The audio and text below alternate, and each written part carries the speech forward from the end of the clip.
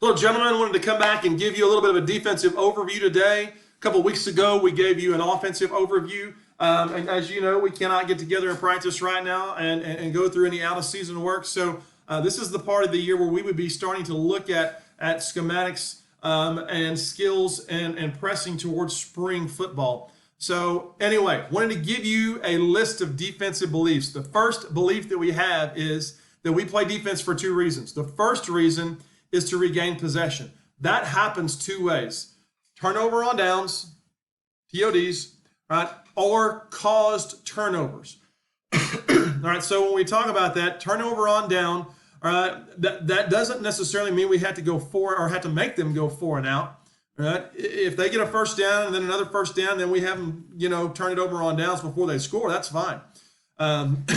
And the other thing is we want to cause turnovers. All right, cause turnovers are fumbles, interceptions, those kind of things that are not a turnover on down that cause us to regain the possession.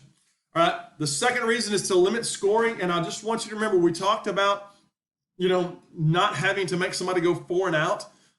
And here's the thing: we really don't care how many yards the other team has at the end of the day. And you saw this with us last year. There were several games we'd have 250, 300 yards in total offense and score 6 points or 8 points. And so you can see that, you don't have to limit yards to limit scoring. Right? We would prefer that we limit yards, right? But at any point in time, if we're limiting scoring, that means that they are scoring or they are not scoring on the majority of their possessions. Okay, so if we're limiting scoring and keeping them from adding points to the scoreboard, that's a good thing no matter how many yards they gain. All right, we are fine with our defense bending a little bit. We just don't want it to break.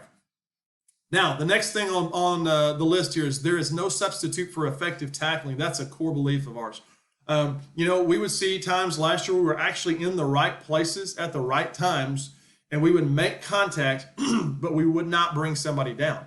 Right? So we have got to get to a point to where if we have the opportunity to make the tackle, that man goes down. Next bullet point is 6 hats on the ball. Right? So what that means is though we want to be able to tackle somebody one-on-one, right, we want 5 more coming, right? And we want 5 more coming fast, right? So if we are at a point where we are not making the tackle, or I'm not making the tackle specifically, somebody else has made contact, we want the other 5 flying to the ball, right, once we have established that that's where the ball is and that it's not going to be thrown or pitched. The next thing is we believe in keeping the ball in front, right?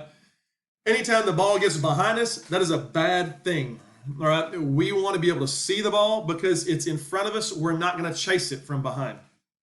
We're going to talk about this one in a second. Why technique happens everywhere. Y'all are pretty familiar with that. We'll hit on it again in just a moment. All right, when we hit on skills. All right, but then we're going to talk about the necessity of flexing and closing. Our defense is built so that it starts out in this one shape and it flexes a little bit on the snap and moves with the offense, but then it all closes down on the ball at the end. We believe in that.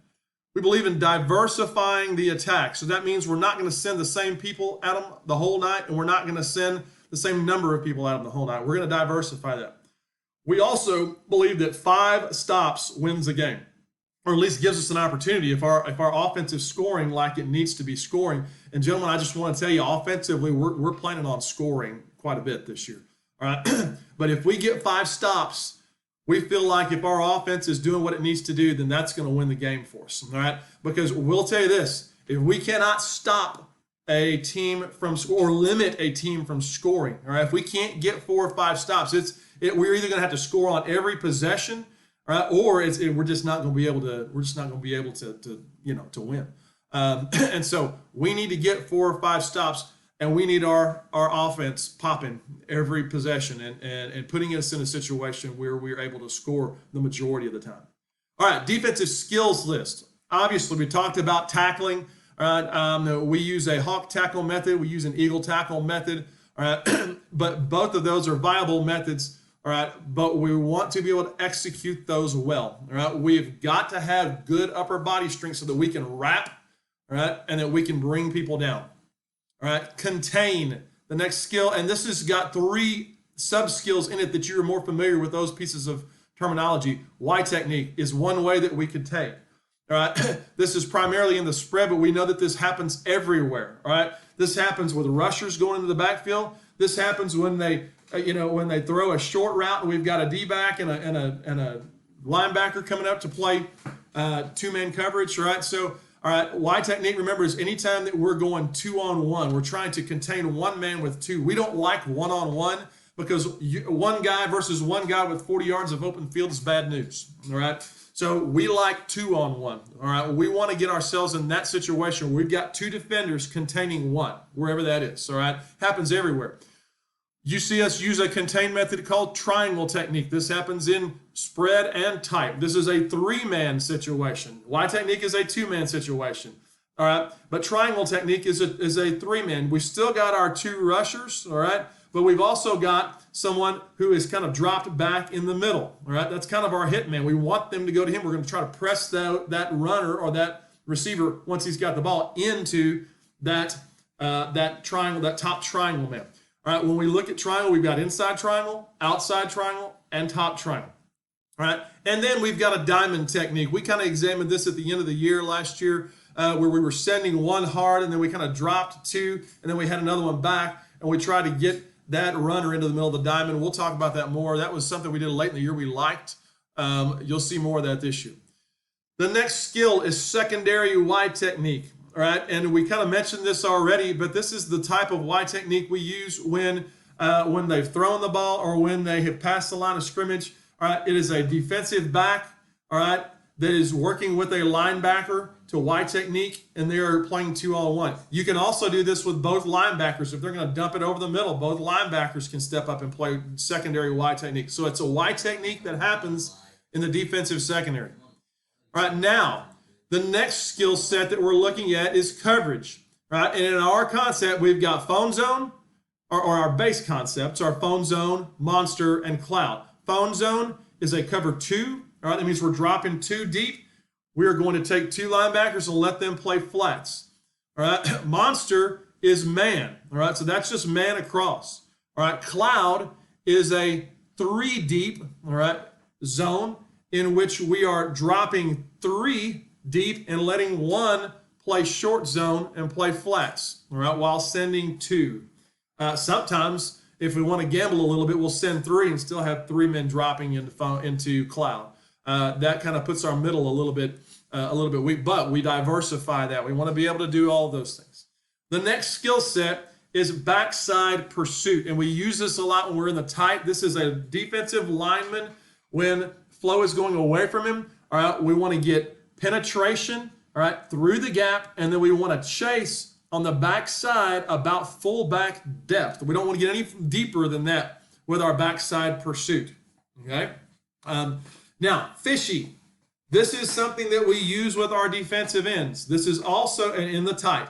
All right, and when we are defending a tight offense and flow goes away from us, that backside defensive end, he just kind of sticks around over there because he's looking for something fishy coming back at him. All right, so if flow goes opposite and then the quarterback sneaks out backside, that fishy man's got to pick him up. If flow goes opposite and all of a sudden he sees an end sneak out into the flat, that means bootleg. All right, so we got to defend that. So he's looking for fishy things coming out on the backside. And then the last one here that we feel really strongly about is release techniques. All right, so dip and rip, swat and swim, offside shoulder jab, replace hat, and veer release. These are all things that help defensive linemen to be able to get off of a block and get into the backfield. All right, so that's our defensive skills list. Want to go into our spread play call schematic. And we know we're throwing a lot at you, but for some of you, this is a review. For some of you, this is new, and you'll hear it a lot again. You don't have to learn it all right now. The first number in the play call is the defensive alignment. All right, so in our schematic, we have our schematic or our alignment is called by a number set. So we have a 20 defense, we have a 30 defense, we have a 40 defense. All right, those kind of things. All right, so the first number in the play call is the defensive alignment. So if we call a 22, that means that we are in our 20 defense. That's the first number. The second number, all right, If it is 0, that just means we're in our base 20. And in our base 20, we're sending 2 rushers. We're having 2 linebackers play flat zones. We're having 2 D-backs go into a phone zone type coverage. All right. Now, if the second number is anything but 0, then what that means is that's telling us what additional rushers are going to go. All right. And that's usually the middle rusher. So if we call a 23, all right, what that means is we're going to send our normal 2, and our normal 2 that we send are the 1 and the 2, all right? And then we're also sending a middle rusher, and if it's 23, guess who that rusher is? It's the 3-man, okay? So we're actually playing a triangle if we're sending 3, all right? If we call 24, all right, that means that we're sending the 4, and he's the middle rusher. Now, here's where it gets tricky. We know that 1 and 2 are the normal rushers. So if we call 21 or 22, that still means we're sending 3 people, but the 1 or the 2 is in the middle. So we got to replace them on the outside with the man who's behind him. So the 3 or the 4 would become the outside rusher on that, and the 1 or the 2 would be the middle rush, playing the top triangle. All right. So anyway, that's the spread play calling schematic. We'll talk more about that as we go. But I also wanted to just give you a reminder of our base alignment. And we know that out of the 20, we have multiple coverages. We already talked about that. We can run a phone zone out of this. We can run a cloud out of this. If we're running phone zone, all right, this gives you a good visual here. The 4 has this flat here. The 3 has this flat here. All right, 5 has deep half. 6 has deep half. 1 and 2 are rushing, excuse me, in our base set. So in our 20, if I just call 20, the 1 and the 2 are going. If I call 23, the 1 and the 2 and the 3 are going. 3's middle rush. If we call 22, the 1's going to be outside rush. The 2's going to be middle rush. The 4's going to be outside rush. All right. So just remember those things. Now, if we were to change our coverage, all right, and put ourselves in a cloud, all right. If we are in a cloud, we're still going to line up like this, but then we're going to drop one of our linebackers into coverage on the snap.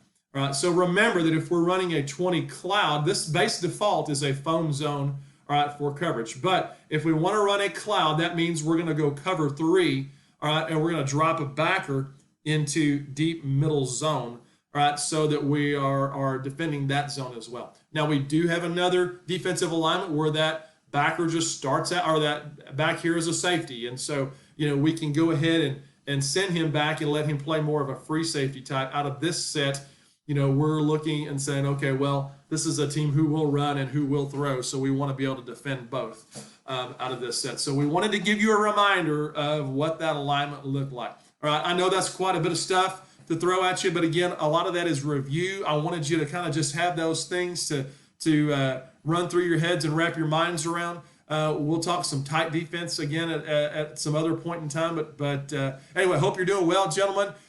Praying for you as always. We love you guys. We can't wait to see you again. God bless you.